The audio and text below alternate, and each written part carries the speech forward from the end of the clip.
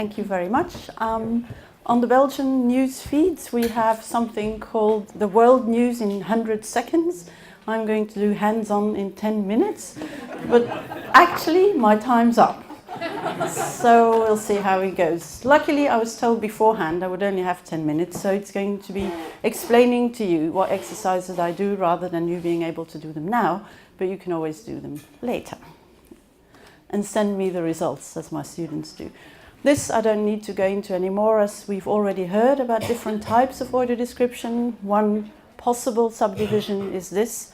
I've only included it to show that I will be dealing with dynamic AD, and more specifically AD for film. I also teach a little bit for theatre, but it's mainly for film and television. And I will talk about two preparatory exercises that were mentioned briefly before in general overview, I think of IO2, because I was one of the ones who was interviewed. So they deal with describing a room and describing a space. Now, before we do these two exercises, the students will have had an introductory presentation, a PowerPoint, about audio description, what it is, different contexts, a bit of history. They will have heard a few. So that is an example of what in the previous slides has also been called learning through acquisition. It's basically a presentation with a PowerPoint, questions afterwards, but it's telling the students something really. Then after that, we view and do a rather in-depth analysis of a number of clips from Dutch and Flemish films. And there the students are asked to watch the film, then apply what they heard during the first class, see where the challenges are according to them, possibly even suggest solutions, but mostly analysing the issues. So that's then learning through inquiry. After they've done that, they're ready for some action to produce something themselves. And the two exercises I would like to talk about are therefore active teasers. So they've identified problems, but solving them is another issue. And a few of the challenges will thereby be made concrete because they will have to solve the issues. And in a way, the exercises are useful for theatre and film. And after what I've heard just now, actually they're also useful for museums where you also have to describe the space you're in. Okay, so this is the first one. This is the instructions they get on a PowerPoint or on an assignment to prepare at home.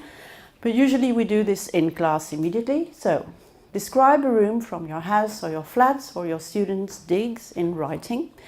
Try to be as precise as possible and use simple but visual language. The person listening to your description when you read it out loud must be able to draw a ground plan of the room, including the position of furniture and its dimensions.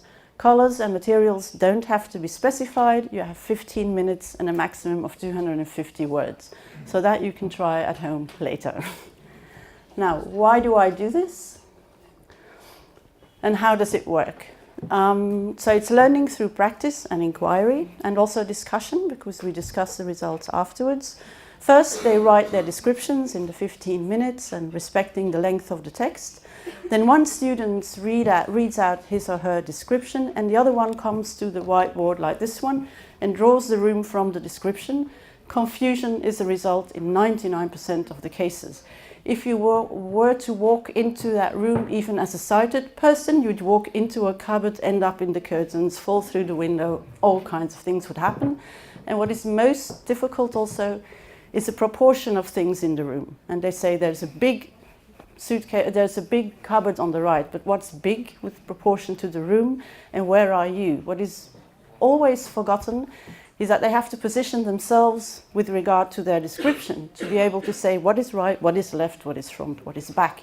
And that goes completely wrong most of the time, the first time. That's why we then comment on what is wrong, we identify what the challenges are, and they start again, doing the same room or a different one, and then it works.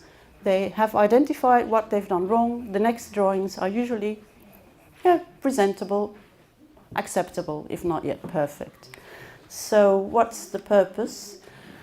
The students are aware of the need to position themselves in and with regard to the layout and dimensions of a room in order to describe it for a person who doesn't know it.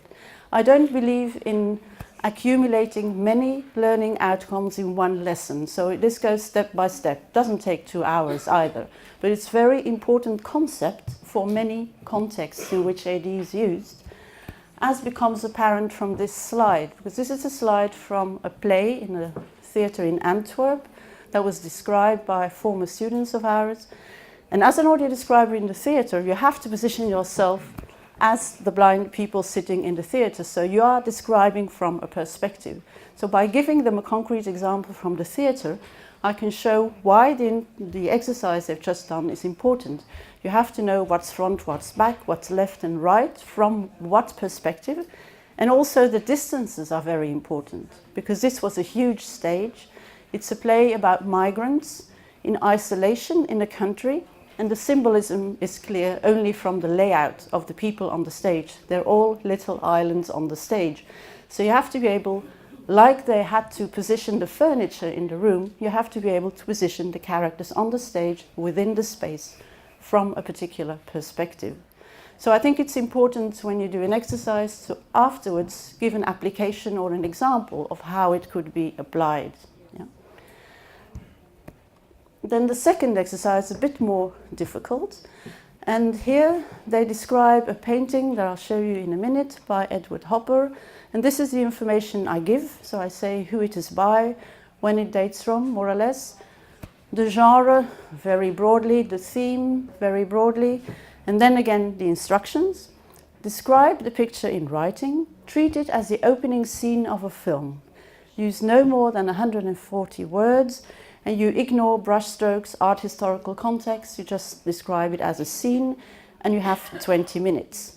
Keep the theme of the picture in mind, so loneliness you have to keep in mind, and also the fact that it's the beginning of a film, so you don't really know yet what's going to happen. That is the picture. Now, on the one hand, it looks simple, on the other hand, it's really complex. They struggle with, what do I do first, the people or the setting? Do the people look at the dog or not? Is he touching the grass or not? How do I describe the house? Because it's a house, but it's a particular type of house. There are big contrasts, white, yellow, black, all that is very symbolic. How does the scene convey loneliness? Because I have drawn their attention to the fact that it conveys loneliness. So what we do here, immediately, we show that a setting alone can already evoke a theme. So as you describe the setting, and they now know left, right, I have to position myself, an additional problem is added because there's a theme here that we didn't have in the description of the room. So how does it work? This is learning through practice, because again, they write inquiry, they have to analyze the picture, they can discuss it while they're working, and they discuss afterwards, and it's scaffolding because it's a little bit more difficult than the first exercise. A few more things are brought in. So they write their description, they post them on the learning platform. I get them from there, I select 5. I really do that randomly because it doesn't really matter which one you take. I put them in one document for projection, and then we go over the 4 or 5, and the students identify what everyone has described and then what some have described. And I use colors to highlight. In green, this everybody's included, this some have included, this most, but not everybody has included. So we start by discussing why have you included this and not that. And we usually come to some agreement of what is really essential.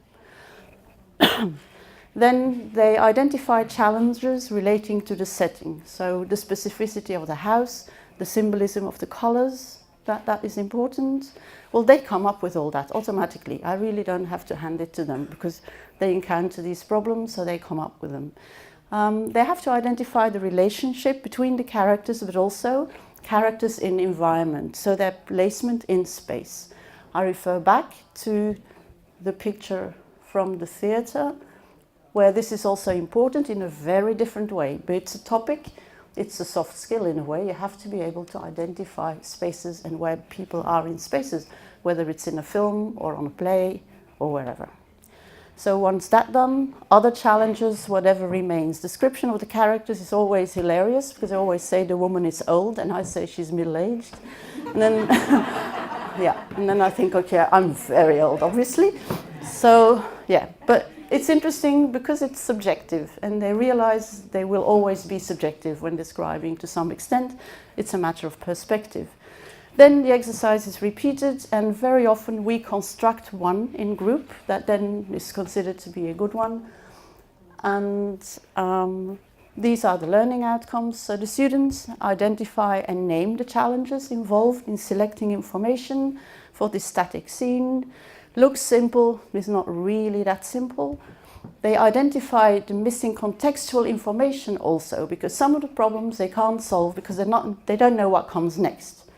So I can say, well, if this was a film, what would you have to do? Watch the rest of the film to see what happens, because that will explain what the relationship between the people is, which they don't know at this point. And then they are aware also of the impact of subjectivity in their descriptions, because that inevitably comes out in what they select, but also how they write and how they describe it, which is only touched on briefly. And this is a translation of one that we came up with last year. Lots of things can still be said about it, but you can have a look at it and read it later and send me a better one, not in Polish, but in English. And I think that's it. Thank you. But you can read a bit more if you like.